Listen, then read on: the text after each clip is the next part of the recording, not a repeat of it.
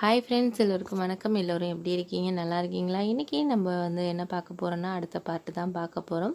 அதுக்கு முன்னாடி நீங்கள் நம்ம சேனலுக்கு ஃபஸ்ட் டைம் வரவங்களா இருந்தீங்கன்னா மறக்காமல் சேனலை சப்ஸ்கிரைப் பண்ணிக்கோங்க. கீழே இருக்க பெல் பட்டனையும் கிளிக் பண்ணிக்கோங்க. நீங்கள் கதையை ஃபுல்லாக பார்க்கணும் ஃப்ரெண்ட்ஸ். அப்போ தான் நான் சொல்கிற ஒரு கதையோட ஒரு முழுமையான தன்மை உங்களுக்கு நீங்கள் தெரிஞ்சுக்கவும் முடியும். அந்த கதையோட சுவாரஸ்யத்தில் நான் என்ன பேசியிருக்கேன் அப்படிங்கிறது உங்களுக்கு தெளிவாக புரியும். ஸோ ஃபுல்லாக வீடியோ பாருங்கள். அப்போ தான் நான் சொல்கிற விஷயம் என்னென்னு புரியும். வாங்க வீடியோக்குள்ளே போகலாம். என் ஃப்ரெண்டோட அக்கா அழைச்சிட்டு வந்தான். பார்க்குறதுக்கு ரொம்பவே அழகாக இருந்தாங்க, நல்லாவும் பேசினாங்க. அவங்கள பார்த்தா ரொம்ப நாள் பழகின ஒரு ஃபீல் தான் எனக்கு இருந்துச்சு. ஆனால் அவங்களுக்கு இதுக்கு முன்னாடி அவங்கள நான் பார்த்தது கிடையாது. என் ஃப்ரெண்டை மட்டும்தான் பார்த்துருக்கேன். அவங்க கண்டிப்பாக எங்கள் அம்மாவை நல்லா பார்த்துக்குவாங்கங்கிற நம்பிக்கை இருந்துச்சு. ஏன்னா அவங்க பேசுகிற விதத்துலேயும் எனக்கு தெரிஞ்சிச்சு. அதுக்கப்புறம் என்ன ஆச்சுன்னு பார்த்தீங்கன்னா, அவங்க பற்றி சொல்லணுன்னா, அவங்க அக்காவை பார்த்தோன்னே எனக்கு என்ன தோணுச்சுன்னா, ஃபஸ்ட்டு விஷயம், அவங்க என் ஃப்ரெண்டுக்கு அக்கா மாதிரி இல்லை, ஒரு தங்கச்சிங்கிற ஒரு ஃபீல் தான் வந்துச்சு. ஏன்னா அவங்களோட தோற்றம் பார்த்திங்கன்னா ரொம்பவே அழகாக இருந்தாங்க. என் ஃப்ரெண்டுக்கும் அவங்களுக்கு சுத்தமாக சம்மந்தமே இல்லாத மாதிரி தான் இருந்தாங்க. ஏன்னா என் ஃப்ரெண்டு பார்க்குறதுக்கு கொஞ்சம் எப்படி சொல்கிறது, ரொம்ப அழகுன்னு சொல்ல முடியாது, சுமாராக இருப்பான். ஆனால் அவங்க அக்காவுக்கும் அவனுக்கு சம்மந்தமே இல்லாத மாதிரி இருந்துச்சு. ரொம்பவே அழகாக இருந்தாங்க. எனக்கு ரொம்ப அவங்கள பார்க்குறப்போ ஒரு விஷயம் என்ன தோணுச்சுன்னா, இவ்வளோ அழகாக இருக்காங்களே அப்படிங்கிற மாதிரி தான் தோணுச்சு. அதுக்கப்புறம் என்னென்னா, எங்கள் அம்மா கிட்ட நான் அழைச்சிட்டு போனேன். அவங்கக்கிட்ட என்ன சொன்னேன்னா, டேப்லெட்ஸ்லாம் எப்படி கொடுக்கணும் அப்படிங்கிறத பற்றி அவங்கக்கிட்ட டீட்டெயில்டாக சொன்னேன். அவங்கள ப்ரிஸ்கிரிப்ஷன் அந்த டீட்டெயில்ஸ்லாம் நான் அவங்கக்கிட்ட சொன்னேன். உடனே அவங்களும் அதெல்லாம் ஒன்றும் ப்ராப்ளம் கிடையாது, அம்மாவை பார்த்துக்க வேண்டிய பொறுப்பு என்னோடது, நீங்கள் அதை பற்றி எதையுமே ஒரி பண்ணிக்க தேவையில்லை அப்படிங்கிற மாதிரி அவங்க சொன்னாங்க. சரி, ஓகே அப்படிங்கிற மாதிரி எனக்கும் ஒரு நிம்மதி வந்துச்சு. என்ன அப்படின்னா, எங்கள் வீட்டில் ஒரு பொறுப்பாக பார்த்துக்கக்கூடிய ஒரு ஆள்னால் எங்கள் அம்மா தான் அப்படிங்கிற மாதிரியான ஒரு மைண்டில் நான் செட் ஆகிருந்தேன். அதை ஃபஸ்ட்டு இவங்க உடச்செறிகிற மாதிரி ஒரு விஷயம் நடந்துச்சுன்னா அது இவங்க பண்ண விஷயம் அப்படின்னே சொல்லலாம். ஏன் அப்படி சொல்லணும்னா, அவங்க ரொம்பவே ஒரு பொறுப்பாக ஒரு க்ளீனாக வச்சுக்கிட்டாங்க வீட்டையும். காலையில் வந்த உடனே பார்த்திங்கன்னா வீட்டையெல்லாம் சுத்தமாக வச்சுட்டு, எங்கள் அம்மாவுக்கும் எல்லா பணிவிடைகளும் அவங்க சூப்பராக செஞ்சாங்க. அந்தளவுக்கு ஒரு கேரிங்கான ஒரு பெண்மணியை நான் பார்த்ததே இல்லைன்னு தான் சொல்லணும். எங்கள் அம்மாவுக்கு அடுத்தது நான் என் லைஃப்பில் எங்கள் அம்மாவை நான் பார்த்துக்கிட்டு இருந்தேன். எப்படின்னா, அவங்க எல்லாத்தையுமே பொறுப்பாக செய்யக்கூடிய ஒரு பெண். ஆனால் அவங்கள காட்டியுமே இவங்க ஒரு ஒரு விஷயத்தையும் பார்த்து பண்ணுறதா இருக்கலாம், ஒருத்தவங்களுக்கு கேரிங்காக சாப்பாடு பரிமாறதுலேருந்து எல்லா விஷயத்தையும் இழுத்து போட்டு செய்கிற ஒரு பொண்ணு அப்படிங்கிற மாதிரி நான் அவங்கள பார்த்தேன். ஒரு சம்பளத்துக்காக வேலையை தாண்டி ஒரு மனதுக்கு அவங்க ஒரு உணர்வுபூர்வமாக முழுசாக அவங்க அந்த வேலையை செஞ்சாங்கன்னே சொல்லலாம். அப்படி இருக்கிறப்ப எங்கள் வீட்டில் எங்கள் அப்பாவுக்கும் அவங்கள ரொம்ப பிடிச்சிருந்துச்சு. அதுக்கப்புறமா அம்மாவும் ரொம்பவே சொன்னாங்க, இந்த பொண்ணு ரொம்ப நல்லா பார்த்துக்கிறடா, நல்ல பொண்ணாக இருக்கிறா, ரொம்ப ஒரு கஷ்டப்படுற ஃபேமிலியில் இருந்தாலும் மற்றவங்கள நல்லா புரிஞ்சுக்கிட்டு அவங்கள்ட்ட எப்படி நடந்துக்கணுங்கிற ஒரு பக்குவம் இந்த பொண்ணுக்கு தெரிஞ்சிருக்கு அப்படிங்கிற மாதிரி சொன்னாங்க. அதுக்கப்புறம் ஒரு மாதத்தில் போயிடுவாங்க அப்படிங்கிற ஒரு ஃபீல் இருந்துச்சு. இன்னும் ஒரு 20 நாள் தான் இருக்குது. அவங்க ஒரு 10 நாளுக்குள்ளேயே எங்கள் வீட்டில் இருக்க எல்லார் மனசுலேயுமே அவங்க இடம் பிடிச்சிட்டாங்க, அந்தளவுக்கு சொல்லணும். அவங்க ஒரு நாள் லீவ் போட்டாலுமே எங்களுக்கு ரொம்ப கஷ்டமாக இருக்கும் அந்த நாள், ஏன் அப்படின்ட்டுங்கிற மாதிரி. எங்கள் அம்மாவும் கொஞ்சம் க்யூர் ஆகி வந்துக்கிட்டு இருந்தாங்க. அப்போ அந்த சமயத்தில் பார்த்திங்கன்னா, எங்கள் அம்மா பார்த்துக்கிறதுக்கு அன்றைக்கி எங்கள் வீட்டில் ஒரு ஃபங்க்ஷன் மாதிரி ஏற்பாடு பண்ணியிருந்தோம். அது எங்கள் வீட்டில் என்ன ஃபங்க்ஷன் பார்த்திங்கன்னா, என் தங்கச்சிக்கு பர்த்டே தான், வேறு ஒன்றும் கிடையாது. அவள் பர்த்டே எப்போதுமே எங்கள் வீட்டுக்கு ரொம்ப சின்ன பொண்ணு அவங்கிறதுனால எப்போதுமே அவள் பர்த்டே நாங்கள் செலிப்ரேட் பண்ணோம் அப்படிங்கிற ஒரு ரொம்ப ஒரு அதிகமாக நிறைய பேரை கூப்பிட்டு செலிப்ரேட் பண்ணுறது தான் எங்கள் வீட்டில் ஒரு வழக்கம். என் பர்த்டே காட்டி என் சிஸ்டரோட பர்த்டே நான் செலிப்ரேட் பண்ணணும்னு ஆசைப்படுவேன். ஏன்னா அவள் எங்கள் வீட்டுக்கு செல்லங்கிறதுனால ரொம்ப அவளோட பர்த்டே செலிப்ரேட் பண்ணுறது எங்களுக்கு ரொம்பவே ஒரு இஷ்டமான ஒரு விஷயம். ஆனால் இந்த வருஷம் பண்ணலாமா அப்படிங்கிற ஒரு ஐடியாவில் தான் இருந்தோம். ஏன் அப்படின்னா, அம்மாவுக்கு முடியாமல் இருக்கிறதுனால அது பண்ணலாமா வேண்டாமாங்கிற ஒரு யோசனையிலே போயிட்டு இருந்துச்சு. ஆனால் அப்பா சொன்னாங்க, அதுக்காக நம்ம தங்கச்சி பர்த்டே கூப்பிடாம யாரையும் இருக்க முடியாது, அம்மாவுக்கு தான் இப்போ ஓரளவு சரியாயிடுச்சுல, அதுக்கப்புறம் உன் ஃப்ரெண்டோட அக்காலாம் இருக்காங்க, நம்மலாம் இருக்கோம், எல்லாம் பண்ணலாம், சாப்பாடெலாம் செஞ்சு நல்லா கிராண்டாக பண்ணலான்னு சொன்னாங்க. சரி, ஓகே அப்படின்னு சொல்லிட்டு எங்கள் தெருவில் இருக்கிற ஒரு 20-30 பேர்கிட்ட நாங்கள் கூப்பிட்ருந்தோம். அப்புறம் சாப்பாடு ஆர்டர் பண்ணியிருந்தோம். ஈவினிங் கேக் கட் பண்ணோம். ஃபங்க்ஷன் நல்லாவே சூப்பராக நடந்துச்சு. நைட்டு எல்லாருக்கும் சாப்பாடெலாம் கொடுத்து எல்லா வேலையெல்லாம் முடிக்கிறதுக்கு 9 மணிக்கு மேலேயே ஆயிடுச்சு. அதனால என் ஃப்ரெண்டும் வந்திருந்தான். அவன்கிட்ட வந்துட்டு அவன் போயிட்டான். அம்மாவுக்கு வந்து வீட்ல யாரும் தனியா இருக்காங்கன்னு சொல்லிட்டு போயிட்டான். அக்கா வந்து "நீ வேணா அழைச்சாந்து விடுடா" அப்படிங்கிற மாரி சொல்லிட்டு போயிட்டான். நான் உடனே வந்து 9 மணிக்கு மேலேயே ஆயிடுச்சு. கொஞ்சம் மழையும் வந்து லைட்டா பெய்ய ஆரம்பிச்சிருச்சு அந்த நேரத்தில. அதனால வந்து எங்க அம்மா என்ன சொன்னாங்கன்னா, "இன்னைக்கு நைட்டு மட்டும் நீ வந்து இங்க தங்கிடுமா, ஒண்ணும் பிரச்சனை கிடையாது." அ எப்படி சொல்றது, ரொம்ப வந்து அவங்க அம்மா வந்து உன்னை வந்து தேடுவாங்க அப்படிங்கிற மாரி அவங்க சொன்னாங்க. அந்த அக்கா வந்து சொன்னாங்க.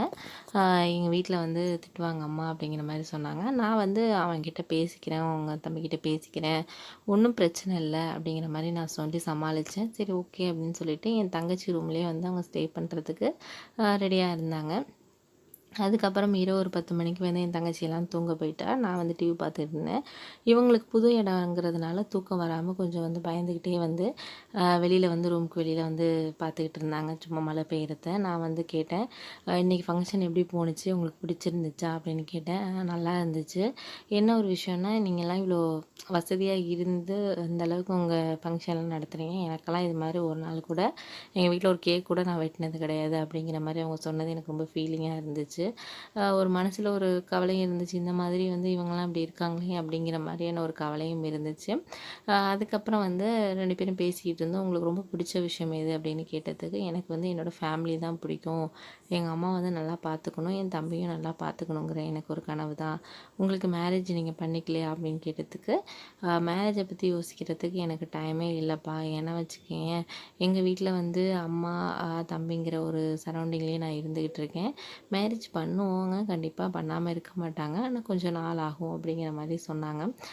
சரின்ட்டு வாங்க நம்ம டிவி பார்க்கலாம் அப்படின்னு சொல்லி நான் சொன்னேன். என் ரூமுக்கு வரீங்களா டிவி பார்க்கலான்னதுக்கு, ஃபஸ்ட்டு அவங்க தயங்குனாங்க. பரவாயில்ல அப்படின்ட்டு அதுக்கப்புறம் வந்து என் ரூமில் வந்து சில விஷயங்கள உங்கள்கிட்ட காட்டுறேன் அப்படின்னு சொல்லிட்டு நான் வந்து அழைச்சிட்டு போனேன். அழைச்சிட்டு போயிட்டு நான் என் ஃப்ரெண்ட்ஸ் கொடுத்த கிஃப்ட்ஸு, அதுக்கப்புறம் சின்ன வயசுலேருந்து எனக்கு வந்த கிஃப்ட்டு அதெல்லாம் வந்து காட்டினேன். எங்கள் அம்மா எனக்கு கொடுத்த கிஃப்ட்டு எல்லா விஷயத்தையும், என் ரூமில் இருந்த விஷயத்தையெல்லாம் அவங்கக்கிட்ட நான் வந்து காட்டினேன். காட்டினதுக்கு அவங்க ரொம்ப வந்து ஆச்சரியப்பட்டாங்க. இந்த மாதிரிலாம் வந்து இவ்வளோ காஸ்ட்லி கிஃப்ட்லாம் உங்களுக்கு கொடுத்துருக்காங்க.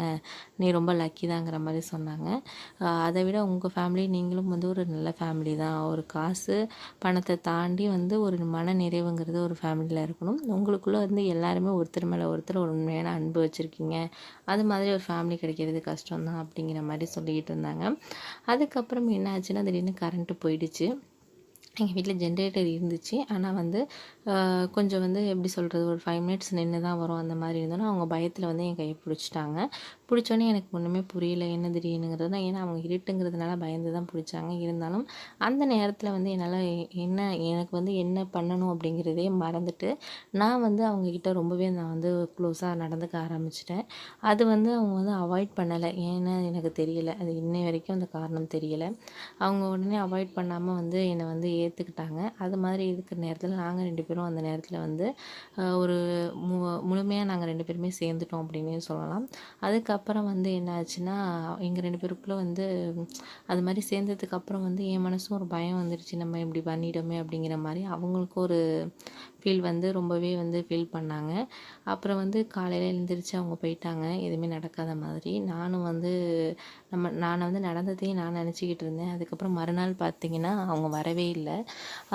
தம்பி தான் ஃபோன் பண்ணி சொன்னான், "அக்கா என்னமோ வந்து அவங்களுக்கு கொஞ்சம் உடம்பு முடியாத மாரி இருக்கு. அவங்க வரல அப்படின்னு சொல்கிறாங்க. நீ வேறு யாராச்சும் பார்த்துக்கிறியாடா?" அப்படிங்கிற மாதிரி சொன்னதுன்னு எனக்கு உடனே ஃபீல் ஆயிட்டு. அதுக்கப்புறம் அவங்க ஃபோன் நம்பருக்கு கால் பண்ணேன். அவங்க அட்டெண்ட் பண்ணவே இல்ல. அதுக்கப்புறம் கொஞ்சம் நாள் போணுச்சு. அதுக்கப்புறம் என்ன ஆச்சுன்னா, என்ன ஒரு 2, 3 வருஷம் வந்து நாங்கள் வந்து ஃப்ரெண்ட்ஸாகவே இருந்தோம். அக்காவுக்கு வந்து மேரேஜ் பண்ணிக்க மாட்டேங்கிறாங்கங்கிறத மட்டும் அவன் சொன்னான். அதுக்கப்புறம் வந்து கொஞ்ச நாள் கழிச்சு அவன் வேறு ஊருக்கு வந்து ஷிஃப்ட் ஆகி போயிட்டான். நல்ல வேலை கிடச்சிச்சின்னு அவங்க அம்மா, அக்கா எல்லாம் கூட்டிட்டு ஷிஃப்ட் ஆகி போயிட்டான். அதுக்கப்புறம் அவனோட கான்டாக்டே எனக்கு இல்லை. எங்கள் வீட்டில் வந்து அம்மா வந்து ஒரு நல்ல ஒரு பொண்ணு பார்க்கணும் அப்படின்னு, எனக்கு மேரேஜ் ஏஜ் ஆகிடுச்சு அப்படிங்கிற மாதிரி 4, 5 இயர்ஸ் அப்புறம் வந்து பார்த்தாங்க.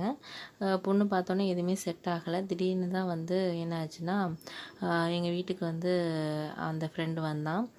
வந்து இது மாதிரி எப்படி இருக்கேன், ரொம்ப வருஷம் ஆச்சு, என்னையெல்லாம் மறந்துட்டியா அப்படின்னு கேட்டேன்னா, என்னடா மறக்கிறது, அதெல்லாம் நான் மறக்கல, நீ தான் காண்டாக்டில் இல்லை அப்படின்னு பேசிக்கிட்டு இருந்தோம். ஒன்றும் இல்லைடா, இல்லைடா எனக்கு மேரேஜ் ஆக போகுது அப்படிங்கிற மாதிரி சொல்லி பத்திரிக்கை கொடுத்தான். லவ் மேரேஜ் தான். நான் ஆஃபீஸில் ஒர்க் பண்ணுற ஒரு பொண்ணையும் லவ் பண்ணேன். வீட்டில் வந்து கல்யாணம் பண்ணிக்கிட்டாங்க. அக்காவுக்கு எப்படி மேரேஜ் ஆகிட்டேன் அப்படின்னு கேட்டதுக்கப்புறம் அவங்க வந்து மேரேஜே வேண்டான்னு சொல்லிட்டு இருக்காங்க. அவங்க மனசுக்குள்ளே யாரையும் நினச்சிக்கிட்டு இருக்காங்க போல இருக்கு. வேண்டான்னு சொல்லிட்டாங்க. அவங்களும் ஒர்க் பண்ணிகிட்டு இருக்காங்க. நாங்கள் வந்து எவ்வளோ கெஞ்சி பார்த்தோம், அவங்க வேண்டான்ட்டாங்க அப்படிங்கிற மாதிரி சொன்னோம். அக்கா இப்போ எப்படி இருக்காங்க அப்படிங்கிற மாதிரி கேட்டதுக்கு அவங்க சொன்னாங்க, இது மாதிரி இந்த அட்ரஸில் தான் நாங்கள் போயிருக்கோங்கிற மாதிரி சொன்னோம். அதுக்கப்புறம் நான் ஒரு முடிவு பண்ணேன், அவங்கள தான் நம்ம கல்யாணம் பண்ணிக்கணும் பண்ண அப்படிங்கிற மாதிரி. எங்கள் வீட்டில் ஃபஸ்ட்டு வேண்டான்னு எங்கள் அம்மா சொன்னாங்க. நான் அதுக்கப்புறம் நடந்த உண்மையை சொன்னேன். எனக்கும் அவங்களுக்கும் வந்து அந்த விஷயத்தில் அந்த நேரத்தில் வந்து எல்லாம் நடந்துடுச்சுமா, அதனால தான் அவங்க வந்து பண்ணிக்காமல் இருக்காங்கங்கிற மாதிரி சொன்னேன். அதுக்கப்புறம் ஒரு பொண்ணோட வாழ்க்கை நம்மளால் கெட்டு போகக்கூடாதுன்னு எங்கள் அம்மா நினச்சாங்க. நம்மளும் ஒரு பொண்ணை வச்சுருக்கோங்கிறதுனால அதுக்கப்புறம் வந்து அவங்க வீட்டுக்கு போய் சம்மந்தம் பேசினாங்க. சம்மந்தம் பேசி வந்து எங்கள் கல்யாணம் நல்லபடியாக முடிஞ்சிச்சு. இப்போ எங்கள் லைஃப் நல்லா போயிட்டுருக்கு. இந்த கதை இதோட முடியுது ஃப்ரெண்ட்ஸ். அடுத்த கதையில் உங்களை மீட் பண்ணுறேன். இந்த வீடியோ வாட்ச் பண்ண மறக்காம சர்ப்ரைஸ் பண்ணுங்க. தேங்க்யூ.